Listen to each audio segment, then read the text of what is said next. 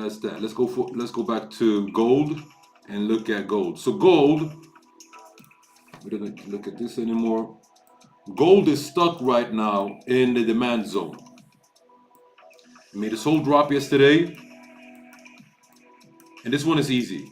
This one is going to be quick. Look. If we pop up from here, retest this zone, we got sell.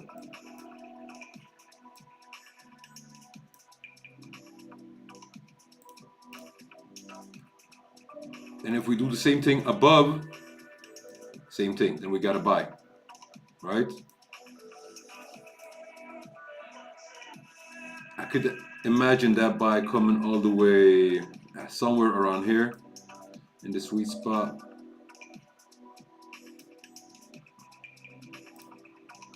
When that happens, we will of course, look into it much better. Right now, we just want to know where we can find setups. There's no point in wasting time on finding stop losses and take profits if there's no trade. So when you have the trade, that's when you look for the stop losses and take profits. First, you just see if there's a good setup with our proper stop loss, so you can have our proper risk management to it. But this ones are looking good, so we have a buy or a sell depending on how market behaves, how it breaks out of this demand zone. The demand zone is this two red lines that you see here, the 28.6, 78.6 and the 88.6 Fibonacci retracement. That's that.